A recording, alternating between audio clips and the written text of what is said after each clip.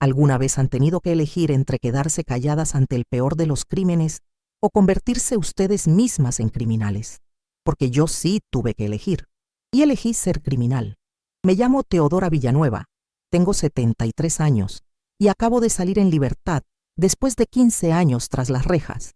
15 años pagando por haberle destrozado los ojos a mi propio hermano con un cuchillo de cocina.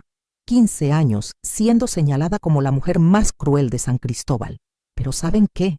Hay historias que necesito contar antes de que me llegue la muerte, y esta es una de esas historias tan sucias, tan nauseabundas, que me da asco recordarla. Pero es necesario que sepan la verdad.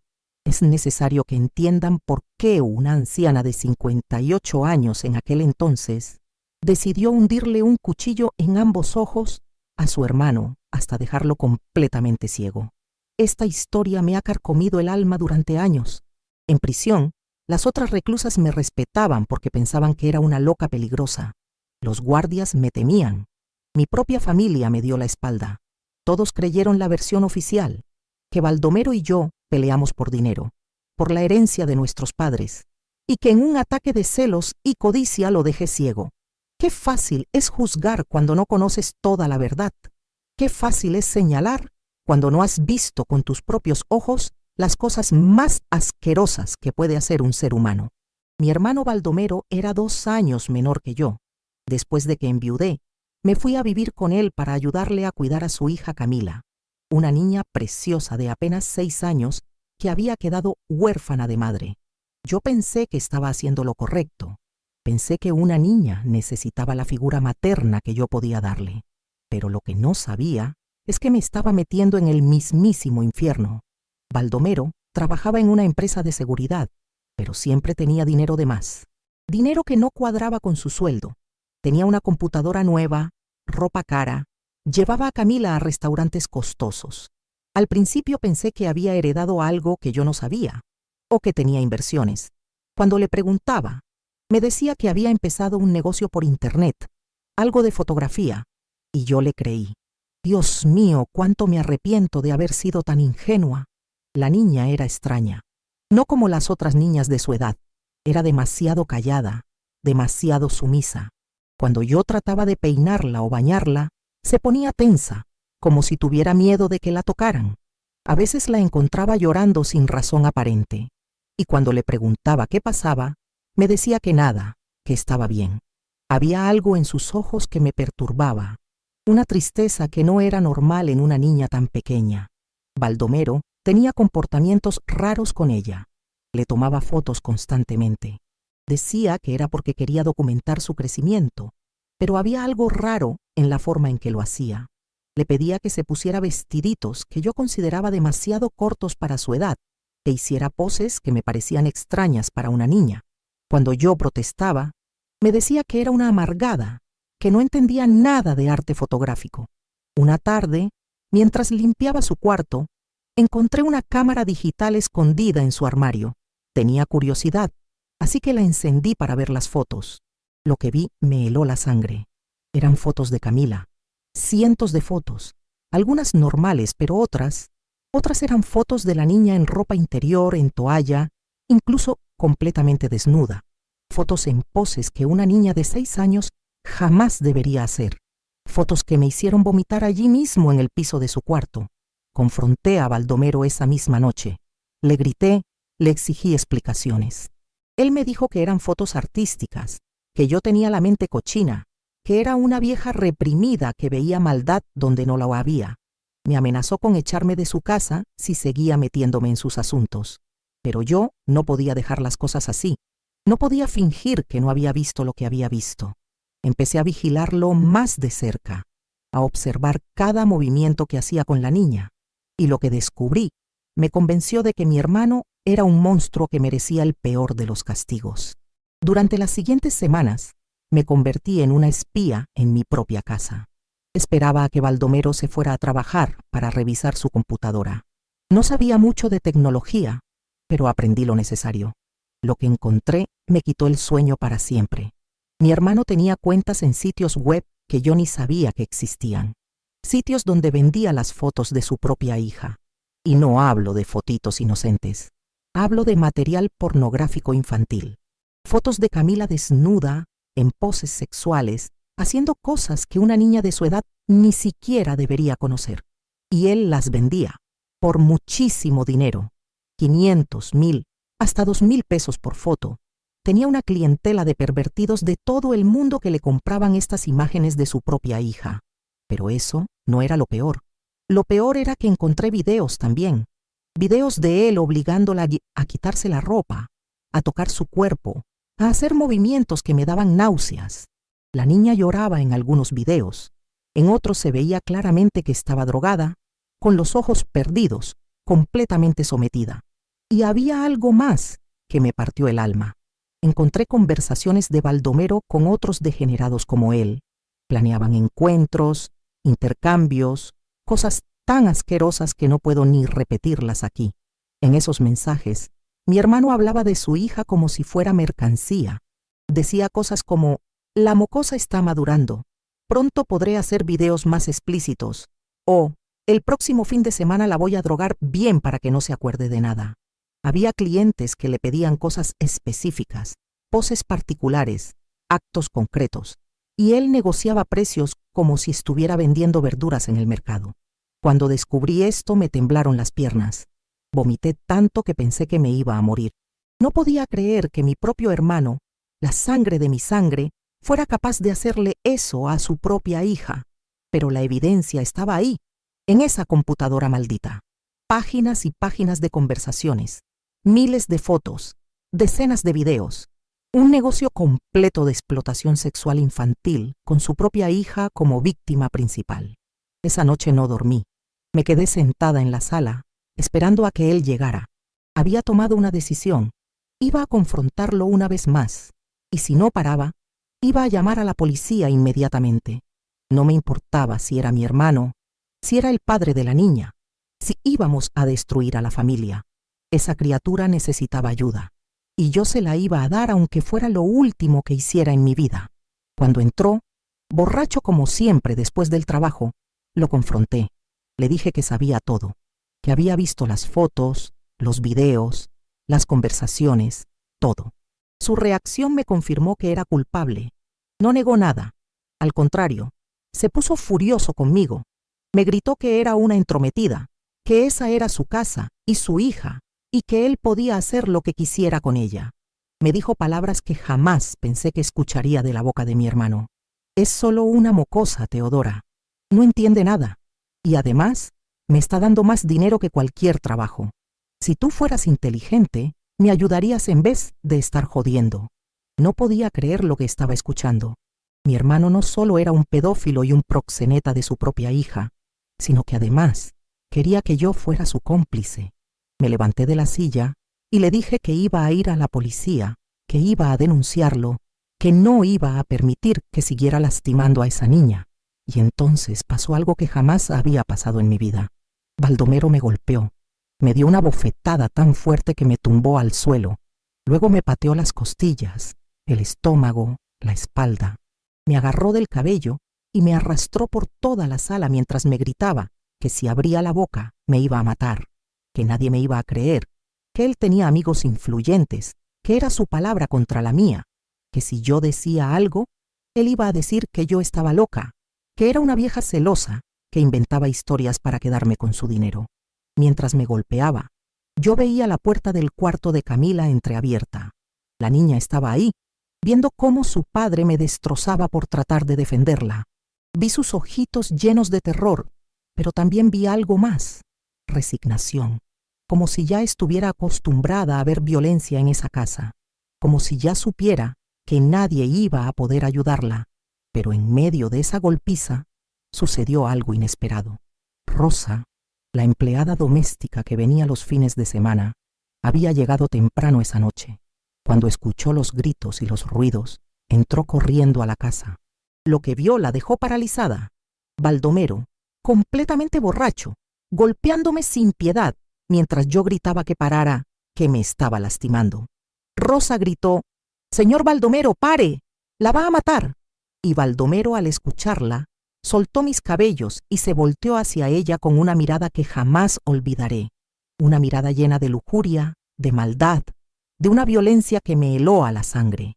«Mira qué bien», le dijo a Rosa mientras se acercaba a ella tambaleándose. «Justo llegaste a tiempo, preciosa. Ven acá que te voy a enseñar lo que les pasa a las que se meten donde no las llaman». Rosa trató de correr hacia la puerta, pero Baldomero la alcanzó. La agarró del brazo y la jaló hacia él. Empezó a tocarla, a manosearla, mientras ella gritaba y luchaba por liberarse. Le decía cosas asquerosas. «Desde que llegaste aquí he querido probarte, niña. Y ahora que viste lo que viste, o te quedas callada y me das lo que quiero, o te va a ir muy mal». Yo me levanté como pude desde el suelo, con las costillas rotas, sangrando de la boca, y vi algo que me terminó de quebrar. Camila había salido de su cuarto. Estaba parada en el pasillo, viendo cómo su padre intentaba violar a Rosa, y en sus ojos había algo que no era miedo, era alivio, como si estuviera pensando, al menos esta vez no soy yo. En ese momento supe que tenía que actuar. No había tiempo para la policía, no había tiempo para denuncias, no había tiempo para procedimientos legales. Esa niña había sido violada por años por su propio padre, y ahora él estaba por hacer lo mismo con Rosa. Si yo no hacía algo inmediatamente, esa noche iban a pasar cosas irreparables. Lo que voy a contarles ahora es tan brutal que me cuesta trabajo decirlo en voz alta, pero necesito que entiendan exactamente la clase de bestia que era mi hermano y por qué tomé la decisión que tomé. Mientras Baldomero forcejeaba con Rosa, tratando de rasgarle la ropa, yo me arrastré hasta la cocina. Mis costillas me dolían tanto que apenas podía respirar, pero la adrenalina me mantenía en pie. Agarré el cuchillo más grande que encontré, un cuchillo para cortar carne, con una hoja de casi 20 centímetros. Regresé a la sala arrastrando los pies. Baldomero había logrado tirar a Rosa al suelo y estaba encima de ella, tratando de quitarle los pantalones mientras ella gritaba y lo arañaba. Camila seguía parada en el pasillo, viendo toda la escena con esos ojos muertos que me partían el alma. Me acerqué por detrás de Baldomero, levanté el cuchillo con las 2 manos y le grité: «¡Suéltala, desgraciado!». Él se volteó hacia mí, con los ojos inyectados de sangre por el alcohol y la furia. Cuando vio el cuchillo en mis manos, se rió. Se rió como si fuera la cosa más ridícula del mundo. «¿En serio, Teodora? ¿Una vieja de 58 años me va a amenazar con un cuchillo? Dámelo antes de que te lastimes tú solita». Se levantó de encima de Rosa y caminó hacia mí, tambaleándose pero confiado. Pensaba que yo no me atrevería a hacerle daño. Pensaba que era solo una anciana asustada haciendo teatro, pero lo que no sabía es que una mujer desesperada por proteger a una niña inocente es capaz de cualquier cosa. Cuando estuvo lo suficientemente cerca, le metí una patada en los testículos con toda la fuerza que me quedaba. Se dobló del dolor, pero no se cayó completamente. En ese momento de confusión, Rosa logró escapar y correr hacia la puerta. Gritó: «¡Voy por ayuda, señora Teodora!», y salió corriendo de la casa. Baldomero, todavía doblado de dolor, me miró con un odio que jamás había visto en los ojos de ningún ser humano. «Vas a pagar por esto, perra. Te voy a matar. Y después me voy a divertir con la mocosa toda la noche para que aprenda lo que pasa cuando no se comporta». Esas palabras fueron las últimas que escuché con claridad. Algo se rompió dentro de mi cabeza. Una furia tan grande, tan ciega, tan devastadora que perdí completamente el control. Vi a esa niña parada en el pasillo. Vi las fotos asquerosas en la computadora. Vi los videos de ella llorando. Escuché las amenazas de mi hermano. Y supe que tenía que detenerlo de una vez por todas. Cuando Baldomero trató de enderezarse, se resbaló con una revista que estaba en el suelo. Cayó de espaldas y se golpeó la cabeza contra la mesa de centro. Quedó inconsciente, pero respiraba. Y fue en ese momento cuando tomé la decisión que cambió mi vida para siempre. Les voy a pedir un favor personal. Si esta historia los está llegando al corazón, si sienten que vale la pena que la siga contando, denle me gusta a este video. Y si no están suscritos al canal, háganlo ahorita. Solo tienen que apretar el botón negro que dice suscribirse. Yo sé que muchos de ustedes son personas mayores como yo, y a veces no sabemos bien cómo funcionan estas cosas de internet, pero es muy fácil. Solo aprieten ese botón negro y así me ayudan a que más gente pueda escuchar estas historias que necesitan ser contadas, porque lo que les voy a contar ahora los va a chocar el corazón. Lo que hice después cambió mi vida para siempre, pero también salvó la vida de esa niña. Y hasta el día de hoy no sé si fue lo correcto, pero sé que era lo necesario. Mientras Baldomero estaba inconsciente en el piso, yo me arrodillé junto a él con ese cuchillo en la mano. Por un momento pensé en matarlo. Hubiera sido tan fácil hundirle el cuchillo en el corazón y acabar con toda esa pesadilla de una vez por todas. Pero entonces miré a Camila, que seguía parada en el pasillo, viendo todo con esos ojitos llenos de terror, y se me ocurrió algo que en ese momento me pareció perfecto, algo que me aseguraría que nunca más pudiera hacerle daño a esa niña, pero que también me aseguraría que viviera el resto de su vida pagando por lo que había hecho. Agarré su cabeza con una mano, le abrí el ojo derecho con los dedos y le hundí la punta del cuchillo directamente en el globo ocular. Escuché un sonido horrible, como cuando revienta un globo lleno de agua, sangre por todos lados, un líquido espeso que me salpicó la cara y las manos. Luego hice lo mismo con el ojo izquierdo. Perforé ambos ojos hasta destruirlos completamente, asegurándome de que jamás volvería a ver nada en su vida. Baldomero despertó gritando como un animal herido. Se revolcaba en el piso, con las manos en la cara, la sangre corriéndole entre los dedos. Gritaba: «No veo nada. Teodora, ¿qué me hiciste?». Y yo le dije, con una calma que me asustó hasta a mí: «Te puse en la oscuridad, como tú pusiste a tu hija. Ahora vas a vivir ciego para que recuerdes todos los días lo que le hiciste a esa criatura». Pero justo cuando terminé de decir eso, pasó algo completamente inesperado, algo que cambió toda la historia y que nadie, ni siquiera yo, vio venir. Rosa regresó corriendo a la casa, pero no venía sola. Traía con ella a 3 policías que estaban patrullando la zona. Habían escuchado los gritos desde la calle y decidieron investigar. Cuando entraron y vieron la escena, se quedaron paralizados. Baldomero tirado en un charco de sangre, completamente ciego, gritando de dolor. Yo sentada en el sillón, todavía con el cuchillo en la mano, toda golpeada pero extrañamente tranquila. Y Camila, esa pobre niña, parada en el pasillo como una estatuita, viendo todo sin decir una palabra. Uno de los policías, un hombre mayor llamado comandante Bustamante, se acercó a mí con mucho cuidado. Me quitó el cuchillo de las manos y me preguntó qué había pasado. Yo le dije la verdad completa. Le conté de las fotos, de los videos, del abuso sexual, de todo. Le supliqué que revisaran la computadora, que ahí estaba toda la evidencia que necesitaban para entender por qué había hecho lo que había hecho. Pero cuando fueron a revisar la computadora, descubrieron algo que me heló la sangre. La máquina estaba formateándose automáticamente. Baldomero había programado su computadora para que se borrara por completo si alguien no autorizado trataba de acceder a ella durante más de 30 minutos. Todos los archivos, todas las evidencias, todas las fotos y videos, todo estaba desapareciendo frente a nuestros ojos. Los policías trataron de detener el proceso, pero ya era demasiado tarde. En cuestión de minutos, la computadora quedó completamente limpia, como si nunca hubiera habido nada ahí, como si todo lo que yo había visto hubiera sido producto de mi imaginación. Y entonces pasó algo que me rompió por completo.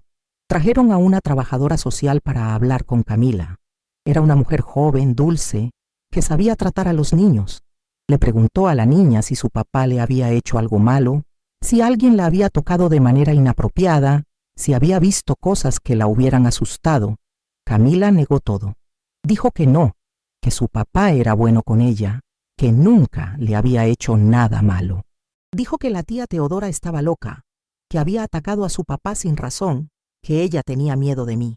Cuando la trabajadora social le preguntó si había visto fotos extrañas en la casa, la niña dijo que su papá solo le tomaba fotos normales porque le gustaba la fotografía artística. La niña mentía, pero yo la entendía. Tenía 6 años, había vivido años de abuso, estaba traumatizada, confundida, asustada. Probablemente su padre la había amenazado tantas veces que ya no sabía qué era verdad y qué era mentira. O tal vez pensaba que si decía la verdad, iban a llevársela lejos de lo único que conocía, por horrible que fuera. Los paramédicos se llevaron a Baldomero al hospital. Los médicos dijeron que había perdido ambos ojos permanentemente, que quedaría ciego de por vida, pero que sobreviviría. A mí me arrestaron inmediatamente. Me acusaron de lesiones graves con premeditación. Rosa trató de ayudarme. Les contó a los policías que había visto a Baldomero golpeándome, que había tratado de agredirla sexualmente, que yo había actuado en defensa propia. Pero su testimonio no fue suficiente para justificar lo que yo había hecho. Los investigadores dijeron que una vez que Baldomero estaba inconsciente, yo había dejado de estar en peligro y que perforarle los ojos había sido un acto de venganza, no de defensa. Sin evidencias físicas, sin la computadora, sin el testimonio de la niña, mi caso se convirtió en la palabra de una anciana desequilibrada contra la de un hombre que había quedado ciego y que decía ser víctima de un ataque brutal por dinero. Los investigadores llegaron a la conclusión de que yo había inventado toda la historia del abuso sexual para justificar mi crimen. Pero había algo más que yo no sabía hasta ese momento. Algo que cambió completamente la perspectiva del caso y que me hizo entender que mi hermano era aún más inteligente y malvado de lo que había imaginado. Durante las investigaciones posteriores, descubrieron que Baldomero había estado preparándose para este momento durante meses. Había plantado evidencia falsa en la casa para respaldar su versión de la historia. Documentos falsificados que sugerían que yo había estado presionándolo por dinero, grabaciones de conversaciones inventadas donde supuestamente yo lo amenazaba. Incluso había creado cuentas bancarias falsas a mi nombre para hacer parecer que yo tenía problemas económicos. Mi hermano había planeado todo meticulosamente. Sabía que algún día alguien podría descubrir su negocio inmundo y había preparado una coartada perfecta. Si alguien lo acusaba de abuso sexual, él podría demostrar que esa persona tenía motivos económicos para mentir sobre él. Era un plan diabólico, pero efectivo.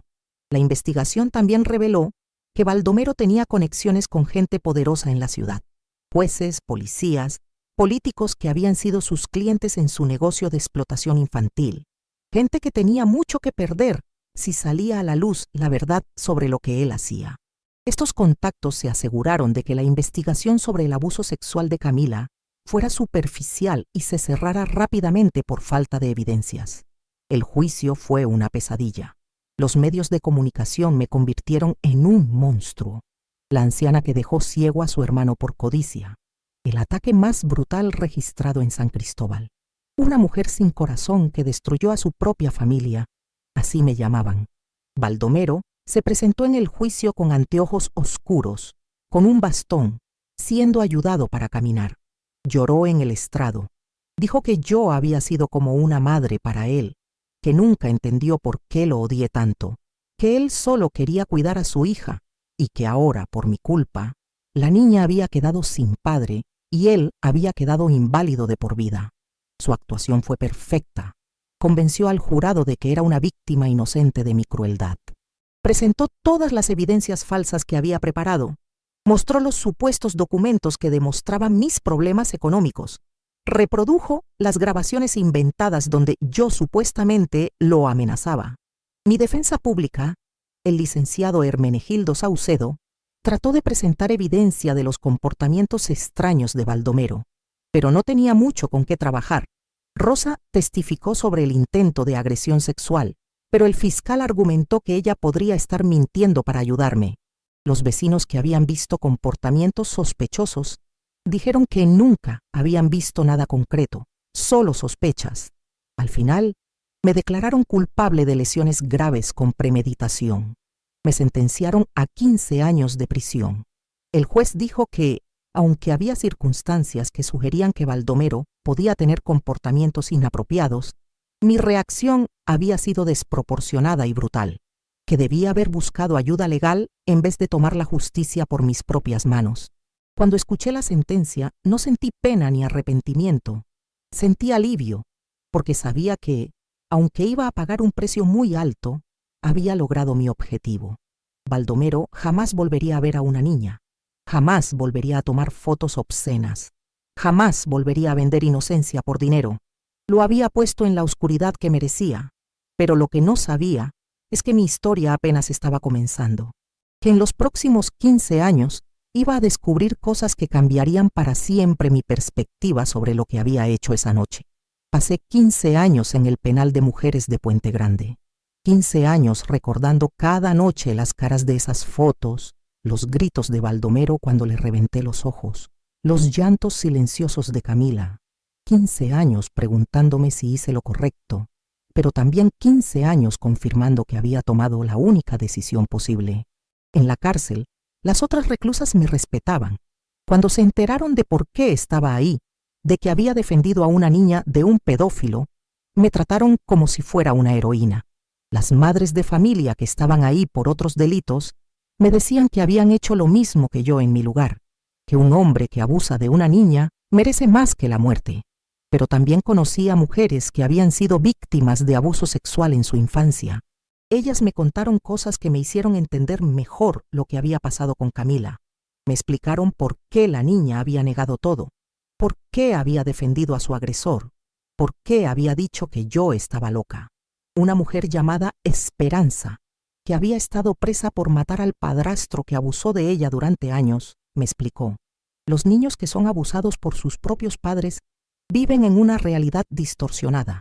Para ellos, ese padre es lo único que conocen, y aunque les haga daño, también es quien los alimenta, quien les da casa, quien supuestamente los ama. Cuando alguien trata de separarlos de ese agresor, ellos lo ven como una amenaza, no como una salvación. Esto me ayudó a entender por qué Camila me había visto como la villana de la historia. En su mente de niña traumatizada, yo era la que había destruido su familia, la que había lastimado a su papá, la que había arruinado su vida. No podía entender que yo había tratado de salvarla. Durante esos 15 años, recibí algunas cartas que me fueron dando pistas sobre lo que había pasado después de mi encarcelamiento. La primera llegó 2 años después del juicio, del licenciado Saucedo. Me contaba que había seguido investigando el caso por su cuenta, movido por la convicción de que yo había dicho la verdad. En su carta me contaba que había encontrado más evidencia del negocio de Baldomero. Había hablado con técnicos en computación que le confirmaron que era técnicamente posible hacer lo que yo había descrito, configurar una computadora para que se borrara automáticamente. También había encontrado más testimonios de vecinos sobre los comportamientos extraños de mi hermano. Pero lo más importante es que había descubierto una red de pedófilos que operaba en la ciudad y que tenía indicios de que Baldomero había sido parte de esa red. Había encontrado a otros padres que habían sido arrestados por delitos similares y que en sus interrogatorios habían mencionado a un hombre ciego que antes se dedicaba a vender material pornográfico infantil. Sin embargo, el licenciado Saucedo también me informó que ya era muy tarde para reabrir mi caso. La evidencia que había encontrado era circunstancial y además había prescrito el tiempo para apelar la sentencia. Me decía que se sentía impotente por no haber podido ayudarme más, pero que quería que yo supiera que él creía en mi inocencia. La segunda carta que recibí llegó hace 5 años. Era de un hospital, notificándome que Baldomero había muerto. Se había quedado completamente solo, ciego, sin dinero, viviendo de la caridad de algunos vecinos que no sabían la verdad sobre él. Los últimos años de su vida había desarrollado una depresión severa y había empezado a tomar alcohol en exceso. Murió de cirrosis hepática, solo en un cuarto apestoso, sin que nadie lo visitara. Cuando leí esa carta, no sentí pena. Sentí una satisfacción profunda y tranquila. Mi hermano había pagado por sus crímenes. Había vivido años en la oscuridad, sin poder ver la cara de ninguna niña, sin poder tomar más fotos, sin poder seguir haciendo daño. Había muerto solo y abandonado, como merecía. Pero la tercera carta era la que más esperaba y la que más me dolió. Llegó hace 3 años, cuando Camila ya era una mujer de 21 años. Me escribió una carta de solo 2 párrafos que me partieron el alma. Me decía que sabía que ya estaba por salir en libertad, pero que no quería volver a verme jamás, que por mi culpa había crecido sin padre, que por mi culpa había vivido en casas hogar desde los 6 años, que por mi culpa su vida había sido un infierno, que durante todos estos años había vivido con la culpa de no haber podido impedir que yo atacara a su papá, que se sentía responsable por lo que había pasado esa noche. No mencionaba nada del abuso, ni una palabra sobre las fotos, los videos, nada. Era como si todo eso nunca hubiera pasado, como si yo realmente hubiera atacado a su padre sin razón. Al final de la carta me decía que había cambiado de nombre, que se había mudado a otra ciudad y que si alguna vez trataba de contactarla, iba a pedir una orden de restricción. Esa carta me destruyó. Me di cuenta de que, a pesar de haber salvado a esa niña del abuso, ella nunca me lo iba a agradecer. Para ella, yo seguiría siendo siempre la villana de su historia, la mujer loca que destruyó su familia y arruinó su infancia. Pero también entendí algo más profundo. Entendí que hay casos en los que hacer lo correcto no te convierte en héroe. Hay situaciones en las que salvar a alguien significa convertirte en su enemigo. Y a veces, el precio de proteger a un inocente es cargar para siempre con su odio. Salí en libertad hace una semana. Tengo 73 años. No tengo familia, no tengo casa, no tengo dinero. Vivo en un albergue para personas de la tercera edad que me da el gobierno. Camila nunca sabrá dónde vivo. Nunca tratará de contactarme. Nunca me perdonará. Baldomero está muerto y enterrado. Rosa, la empleada que me ayudó esa noche, se mudó a otro estado y perdimos contacto hace años. Estoy completamente sola en el mundo, pero ¿saben qué? No me arrepiento de nada. Si volviera a vivir esa noche, volvería a agarrar ese cuchillo, volvería a destrozarle los ojos a mi hermano, volvería a dejarlo ciego, porque lo que yo vi en esa computadora era real. Las lágrimas de esa niña en esos videos eran reales. El miedo en sus ojos cuando la bañaba era real. Los depósitos misteriosos en la cuenta de Baldomero eran reales. Tal vez me equivoqué en el método. Tal vez debía haber buscado otra manera de detenerlo. Tal vez debía haber sido más paciente, más astuta, más inteligente.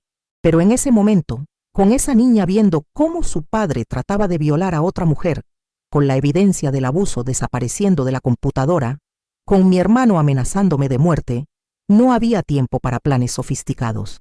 Había tiempo solo para actuar. Y yo actué. Protegí a esa niña de la única manera que pude.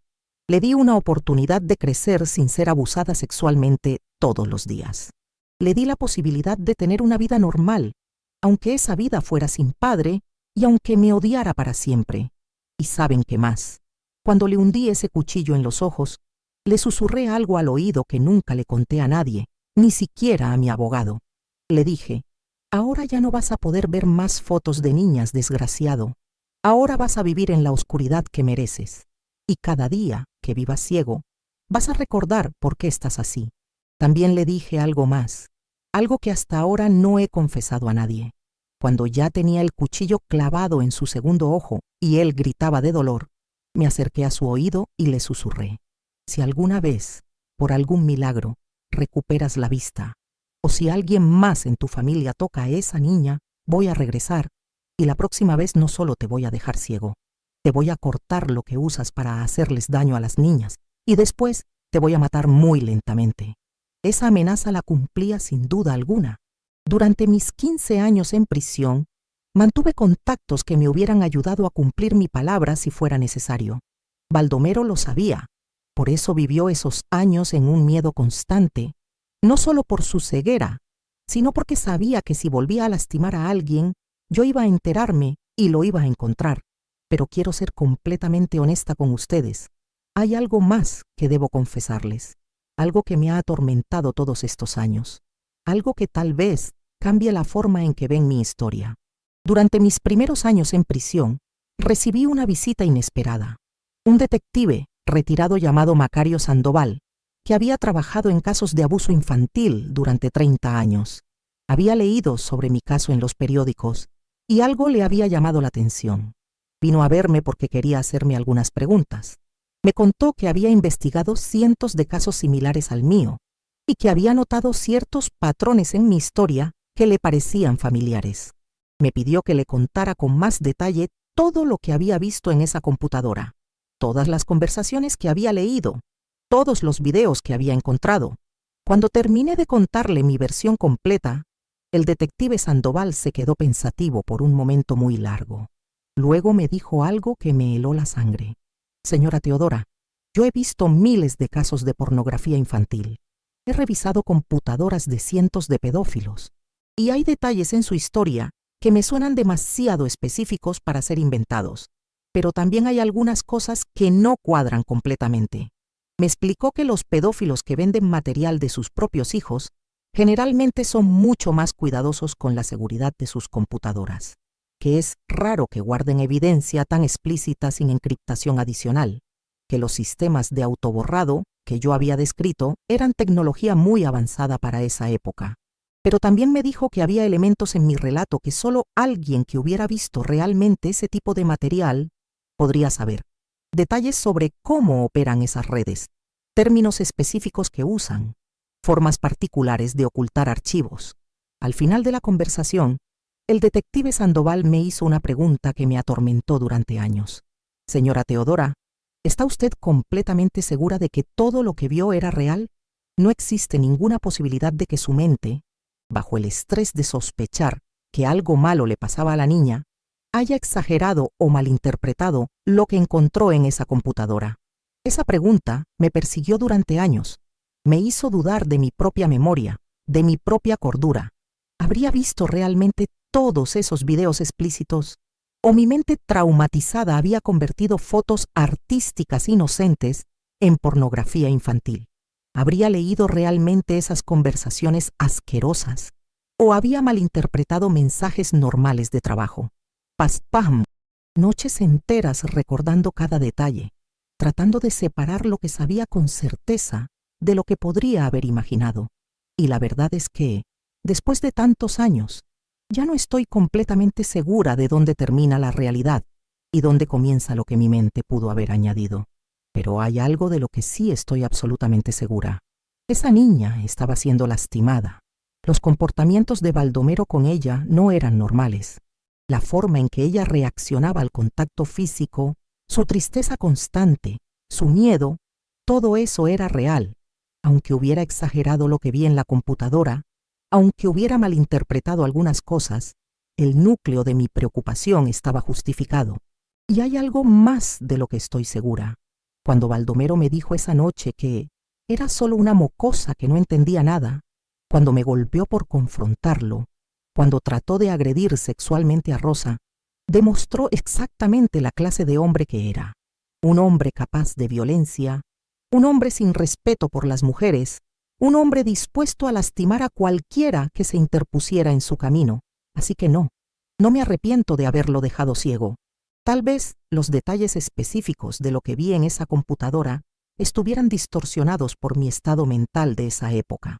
Tal vez mi memoria haya exagerado la magnitud de sus crímenes, pero un hombre que golpea a una anciana de 58 años por defender a una niña, que amenaza con matarla, que trata de violar a una empleada doméstica, ese hombre merecía lo que le hice. Por favor, si esta historia los ha conmovido, denle me gusta a este video. Y si no están suscritos, suscríbanse apretando el botón negro que dice suscribirse.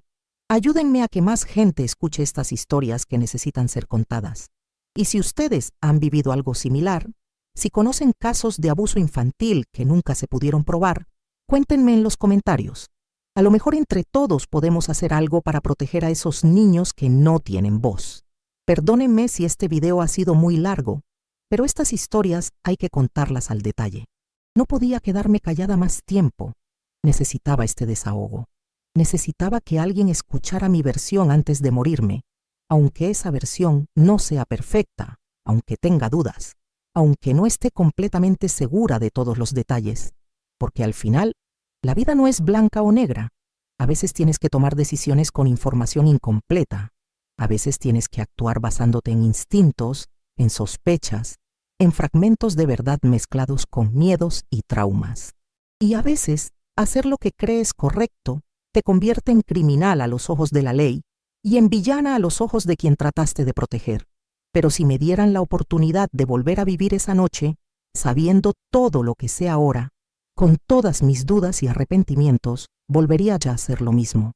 Porque proteger a un niño vale cualquier precio. Porque la oscuridad en la que vive un pedófilo ciego es preferible a la oscuridad en la que vive una niña abusada. Gracias por acompañarme hasta el final. Los espero mañana con otra historia que los va a dejar sin aliento.